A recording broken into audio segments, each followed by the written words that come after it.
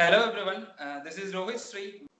Most of the aspirants, while filling up the form for civil service examination, aspire to become an officer in Indian Administrative Service. So we have with us today an officer from Indian Administrative Service, a very humble and great human being, Sri Subham Gupta IAS. Before clearing UPSC, you worked in Department of Payments and Settlement System with RBI and also co-founded an NGO, right? And in Yes. 2017, you cleared UPSC and got allocated to Indian Audit and Account Service. And in 2019, again you cleared UPSC, got 6th rank, and got allocated to Indian Administrative Service. Sri Subham Gupta is currently posted as Assistant Collector, Nashik in Maharashtra. So on a lighter note, sir, are you satisfied?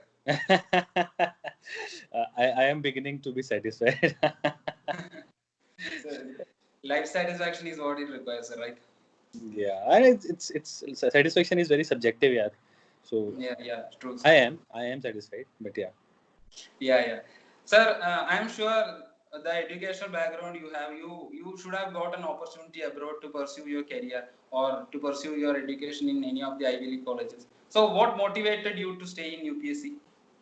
So what motivated me was I always wanted to do something for the country. I could have tried to get admitted into some of the Ivy Leagues or go study abroad, but I never aspired for that. At least at this stage of my career, I may decide to apply for some of these colleges later as part of my mid-career training, but not right now because I wanted to have an exposure to what the country is doing and what can I contribute towards the cause. Because despite being the largest democracy in the world, despite being the second largest populated country in the world, we still have a lot to achieve in terms of social indicators, and that is where the focus really lies. And Yes. that is where I wanted to make an impact really majorly in the field of education. That is my priority area in terms of what I want to do for the country. And that is what really kept me in. So I never really wanted to apply for these Ivy Leagues at this stage of my career. And this was pretty much my UPSC was pretty much my focus since I think probably 11th standard when I made a choice between commerce and science and I opted for commerce. So this had been my go-to area since 2011, and that is why Ivy Leagues was never a thought really. Oh, okay. So, while we are preparing for UPSC, most of the aspirants find it difficult to correlate between the subjects, right? So, especially in economics. So, you are from an economics background. So, can you advise some of the aspirants how to correlate the subject of economics? There are lots of concept in economics, and often UPSC ask a lot of questions which requires an in-depth analysis of that concept, and always it requires interlinking of that concepts also. So, how should we approach economics for UPSC? So the beauty of UPSC as an exam is that it always wants you to be aware of what is happening right now in India as well as the world, especially in a subject like economics, which is absolutely global. You cannot just look at what is happening in India and understand how is the economic concept, how are the economic concepts that you can apply there, and you'll not really be able to understand the economics of the country if you don't look at what is happening around. And so the way to link a subject like economics and for that matter any other subject in UPSC is to first understand the static concepts which are there. And I think the best way to understand the static concepts is to start with the NCRTs. Absolutely, those are the gold standard for any subject. If you just want to get a glimpse or first-hand information as to what the subject is all about. So you start with the NCRT, start with the organic books, I call them, and then you move on to reading the newspaper, which is pretty much if you read a good enough newspaper in India, like in the Hindu or the Indian Express, they are written very very well with a lot of technical knowledge which goes in, but at the same time which a common person can understand if you have some knowledge of the static concept which is there in those books that I just referred to. If you link those two subjects along with trying to understand what is happening, you will definitely be able to get an understanding of how the economy is moving, what are the policies that the government is framing. Because if you look at the extent of the subject that economics is, pretty much everything around you can be related to that subject in one way or the other. Even all government policies will ultimately at some point start talking about economics, the money that is involved, the impact that is going to create, per capita impact, per capita income, everything is ultimately about economics, right? So you need to start with getting a good understanding of what the subject is, what are the concepts are, and then slowly try to relate those to what is happening in the real world. And it's very very important to link a particular subject to an interlink, so to say, that you have some patience. Because you may feel that the economics being a very technical subject, you may already develop an inertia ki to bahut mushkil hai, I will not be able to understand it or relate to it myself. But that is where the trick is. If you persist with it for about a month or two, you will definitely be much better in understanding. And of course, the knowledge of the subject becomes very important, I don't know, very vast. Yes, sir. Yes, sir. And sir, I'm really curious to know that why you took law as an option apart from being from economics. So again, so I generally try to be very frank. So for me, choosing law as an optional was really a fluke. It wasn't a very well thought of decision, which it should be. So for me, I just took it, by chance, because of some one or two people told me that it's a good subject. Economics is not, which is not true. Economics is actually, if in terms of scoring, economics is actually a more scoring subject, higher scoring subject as compared to law. But why I persisted with it? Because I really started enjoying it, and I thought that I could actually score well there. So I never wanted to go back to another subject or maybe economics, because I really enjoyed reading law and I thought that I can score well there. Oh, okay. So does that mean that anyone without a legal background can also excel in law as an option? Absolutely, but it takes a lot of effort. So I'm only saying that if you are good in economics, which I was apparently, I should have, by logic, I should have gone with economics, but I went with law for whatever reason, which was not a well thought of decision. But I performed well. That is only, I can maybe call it a coincidence that I performed well there. It is not easy if you don't have a legal background, but yes, you can score well, if I have to answer to that. Yes, sir. Sir, it actually takes me to another question. Sir, while we are preparing for UPSC or we are approaching any education as such, we can have it in two approach, right? Either we can get curious to that subject or that topic. For example, if we are talking to GDP and we are curious to know what GDP is, what constitutes GDP, how it goes down and all, then we can understand the concept well. And there is another approach which is syllabus driven. That is, you have to complete this much of portions in this much of time. So I have to read it. So for UPSC, which is a time bound examination also and which is a competitive examination, which approach should we need to have? So I think the approach has to start from curiosity regarding everything that UPSC is all about. So I don't think without curiosity it will be very easy for somebody to excel in UPSC, because Yes. UPSC is so vast that if you just go syllabus by syllabus, it gets very monotonous and you will not be able to develop a certain understanding which the subject or the exam requires. But Yes. at the same time, I definitely want to advise that you need to know the syllabus by heart, and you need to tick every topic that is there in the syllabus, and you have to restrict your curiosity to that level. So if you start reading anything and everything, you will not be able to complete your syllabus. But at the same time, you need to be curious about what is happening around you. So you Yes. should not go about reading artificial intelligence, 5 books on artificial intelligence. It doesn't make sense. It is Yes. absolutely a wonderful subject to read about, but UPSC will not ask you more than one question on that subject, right? So there is Yes. absolutely no point at the time of preparation to read so much on that particular subject when the questions will not be asked on that. So you have to be curious about the topics of the syllabus. That is where the strategy lies. Yes. So why I'm asking is because a lot of aspirants has a concern like this. See, many of them may excel in economics and may perform poor in history. A lot of people have curiosity for economics and doesn't have curiosity for history. But UPSC will ask questions from economics also and from history also. True. So how should we balance ourselves between those two subjects, which we have That is interest, we don't have interest? No, in simple words, Rohit, what you are saying is that probably I'm really good at economics and I'm not good at history, right? Yeah, So yeah. in my case, what was the case? I was not good at history at all, and I was horrible in geography. I still am today. So what I did, I basically had my strength in terms of politics and economics. So I used to read those subjects. I knew those were my strong points. So I used to maintain that, try to maintain the scoring pattern there.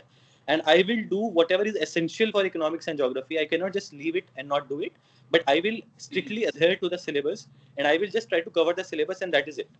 So if I Yeah. know that I cannot develop curiosity in geography and history because I just don't like it, I will do the bare minimum and read whatever is required for me for completion of the syllabus, and that's it. But I will Yes. try to be curious. I will try to link more around the events, because sometimes one or few of your answers have to be extraordinary.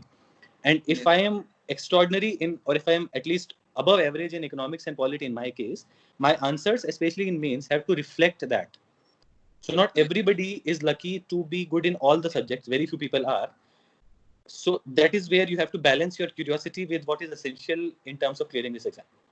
Yes, sir. Yes, sir. Sir, while in UPSC, while I was in UPSC preparation, I found that a lot of aspirants crack it in first attempt, and a lot of aspirants takes 4, 5, or 6 attempts. They take more time than some of them.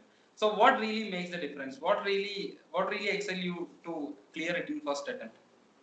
So I think, Rohit, honestly, again, so I think there are two aspects to it. One is definitely your luck, because I genuinely believe, even in my case, that luck determines to a certain extent, because on that day it has to be your day. So if it is not your day, you may have all the knowledge in the world, but if it is not your day, you may not be able to perform well. So that Yes. is one aspect which is there. But more importantly, I think the thing that determines whether you clear in the first two attempts or as quickly as possible is what kind of direction you are applying, what kind of strategy you are using, how clear you are in terms of what you need to do in terms of clearing this exam. In my case, I was not at all clear. I even chose my optional, which I shouldn't have. So in my first attempt or first two attempts, I was not clear as to what I'm doing. I was just doing what people told me, say, ye kar lo, this, do that. So you need to be very clear. You need to do a little bit of research even before you start this embark on this journey of preparation for UPSC. So once, if you are very clear, if you are very clear headed, and you have absolutely clear directions in terms of what is required, you are one of those candidates who is very likely to clear in the first, or first two attempts. Yes, yes, yes. Sir, you mentioned that there is a luck factor in UPSC exam, which makes me wonder that, sir, is UPSC exam pattern obsolete? Does it need reforms? No, honestly, so I think a few years back it was, because they were asking you all about history, geography, economics, which was all dated. They were more static oriented. But I think Yeah. at least in the last 2 years of my preparation, and after that, whatever I observed, the UPSC has become much more dynamic, especially the prelims paper, which was much factual oriented. You had to by heart a lot of dates, by heart a lot of facts. That is more. They have moved beyond that. It has become much interpretation oriented. It has become much analytical as compared to something which you had to by heart, something you had to learn.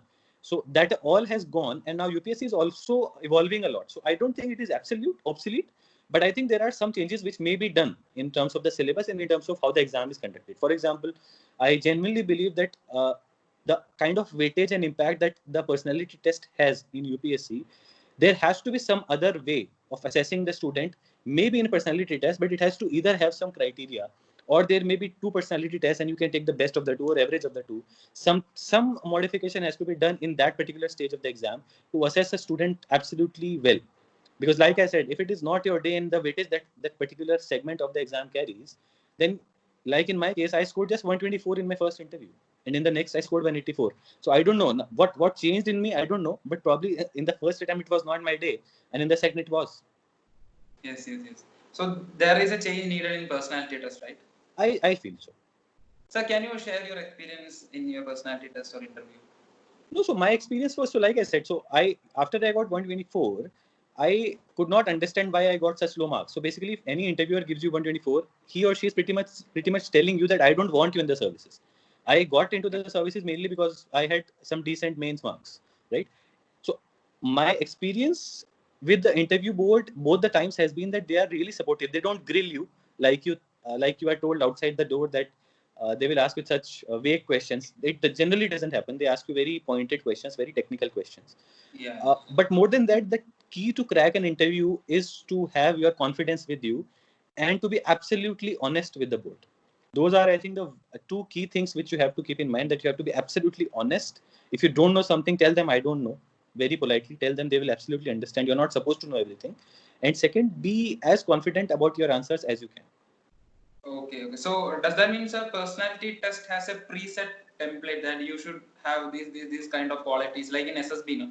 We say that there should be officer-like qualities for those who cleared SSB. Sir, is there something like that in personality test? No, that is what I'm saying. They don't have a predefined criteria. It is about whether you come across as somebody who is willing to learn. So those are the two qualities which show that you are willing to learn when you, because most of us learn on the field or in the academy, right? So they have to get an impression from you that you are somebody who is willing to learn, who is not very all settled in their mind about certain things around you, or certain things, how things, a certain way about how things work, So you have to come across as curious, you have to come across as innocent, you have to come across as somebody who's willing to learn. So prejudice is what we shouldn't have, right? Absolutely correct in one word. Yeah. So while we are talking about UPSC, I've been following a lot of IAS aspirants and those who cleared IAS also. And once I came across a blog which was written by an IAS officer, in which he mentioned that IAS doesn't only means Indian Administrative Service. IAS means I am satisfied, as you said in the beginning.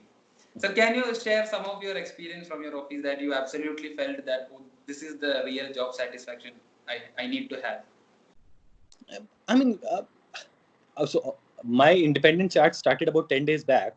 Before that, I was just attached with different offices, so I did not really, deal with people like I wanted to.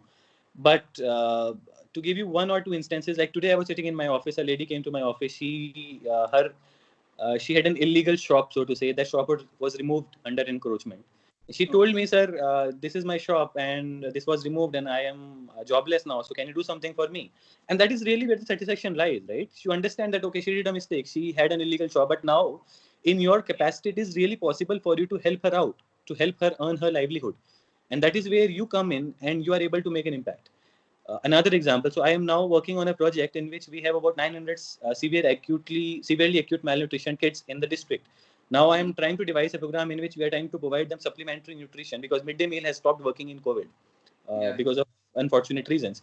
So now I am trying to devise a program in which we are going to give them supplementary nutrition and through an NGO, and we will be monitoring their weight in for about 3 months. It's a 3 months program, and we expect that within 3 months they will come out of SAM and they will become much better in terms of their health parameters. So those are the kind of impacts you always imagine when you start preparing, right? You want to create a direct impact on the field in the lives of the people, and you have so many different streams where you can really make an impact that it makes you feel that, okay, yeah, I think I can be satisfied. This is what I really wanted to, and now I'm really able to do that.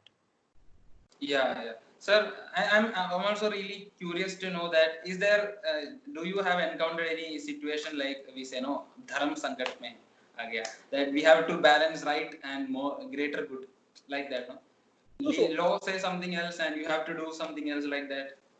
No, yeah. So I'll tell you. So so right now I'm working as a chief officer in the Nagar Panchayat. So in that the major decisions have to come through a general body meeting, and general body meeting is basically means that there is a elected body and I am the executive arm of that body, right?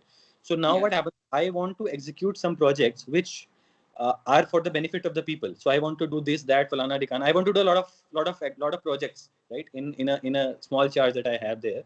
But at the same time, the president of the body wants me to do something which is beneficial for him.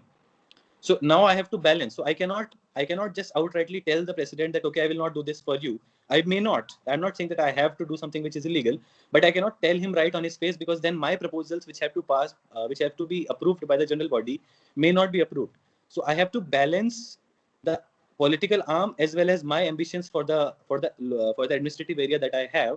And that is where really the trick lies. So in a way, all administrative service officers are also supposed to be diplomats, because you're always dealing with the political arm.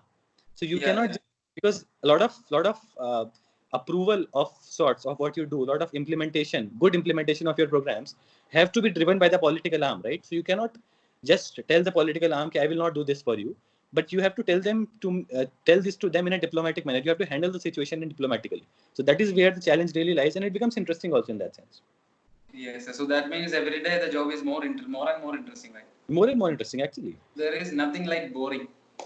I don't think so. So at least in the last few days that I have in the office, every day you come across a new challenge. Every day you are firefighting. So it's very interesting in that sense.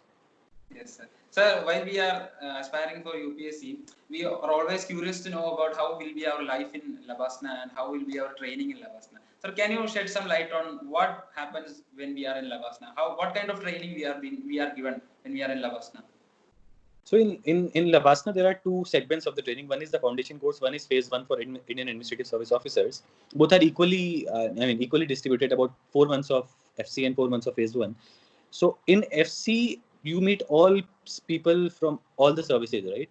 So it is more camaraderie oriented. It is more esprit de corps in FC. They try to impart a lot of knowledge, but on a variety of subjects. But I think the focus is on how you need to view all the services and how you need to take all services along, because unfortunately there is a lot of hierarchy which exists between the services. But the academy really tries to establish that kind of feeling in you, that there is no hierarchy as such. Everybody is doing their job. everybody is there for a certain responsibility, and you need to understand and you need to be good to everybody. So that is, so basically in simple words, they try to impart basic values that the services have to cater to when you're in the FC. In phase one, it becomes more technical for IAS officers. It become very subject oriented, what all situations we are going to experience, and the faculty really knows what all needs to be taught. Because when you come to the field, you suddenly start realizing, अच्छा ये मुझे this was taught to me in the academy. I have read about it, and I think I can apply this on the field. So this is where the knowledge comes in. But I think one very important part of Labasna is it's like a college. It's really like a college. Apart from the classes, you enjoy a lot. There are a lot of co-curricular, extracurricular activities. Sports are there. You tend to do so, explore yourself so much. You get to make so many friends. So it is basically like a college. So you it may be it is a professional academy. It is one of the finest academies in the world, I might say. But at the end of the day, you have to take it as it is. So I was also very odd when I had to go there on the first day. I was like, "Acha, this is dream come true. I don't know what will happen in Labasna." But yes, the technical training is very serious. They take it very seriously. They try to make good officers out of you. They try to teach you a lot of values. But at the end of the day, it is also a lot of fun. It is a lot of, you get to meet so many amazing people, and you get to explore yourself so much. Yeah, okay. So thank you for joining us, sir. I mean, as behalf of all of our viewers, really want to thank you for joining us, finding time for us to interacting to us on your experience of civil service examination and exam preparation. So I believe that a lot of aspirants are going to get benefited from this interaction. So thank you so much, sir. Thank you. Thank you so much, Rohit. It was a pleasure. Thank you. Bye bye.